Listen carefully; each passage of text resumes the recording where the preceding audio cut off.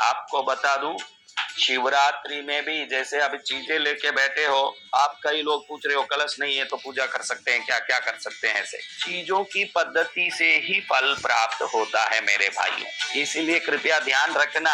इस शिवरात्रि में जब मंदिर जाओ, घर में पूजा करो, पद्धति से पूजा करना। मंदिर भी जाओ, कई लोग शिवरात्रि में घर में पूजा पाठ ज्यादा नहीं कर पाते तो कम से कम मंदिर जाके दर्शन कर लेते हैं। तो होड़ा होड़ में लाइन में खड़े होके, जहाँ हजारों की शिवरात्रि में लाइन खड़ी होती है, शंकर जी को देखने के उतावलेपन में सीधे लाइन में खड़े होके शंकर जी का दर्शन करके दर्शन हो गया, मेरा तो बहुत अच्छे से दर्शन हो गया। आप ध्यान रखिएगा, शिवागम कहता है कि शिवरात्रि के दिन पद्धति से जो दर्शन करता है उसको फल अनंत कोटि गुना हो जाता है। यानी शिवरात्रि में जिस शिव मंदिर में जाओ, प्रथम वहां जो गणेश जी है उनका जरूर दर्शन करो।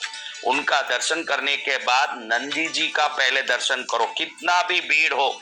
एक गणेश जी का दर्शन करके, क्योंकि नंदी को ही अधिकार दिया है कि अंदर जाने वाले को कृपा प्राप्त होने की तरंगे प्राप्त हो। अगर उन्होंने वो तरंग रोक दिया, अंदर जाके दर्शन करके मन प्रसन्न होगा लेकिन पुण्य प्राप्त नहीं होगा कृपा का।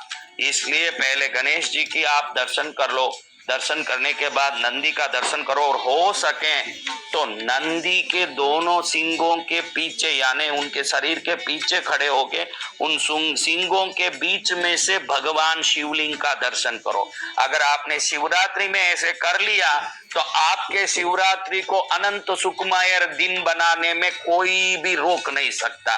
नंदी के दोनों सिंगों के ऊपर उस महाप्रदोष में भगवान शंकर नृत्य करते हैं। जो उन सिंगों से शिवलिंग का दर्शन कर लेता है उसकी शिवरात्रि को सफल होने से कोई नहीं रोक सकता।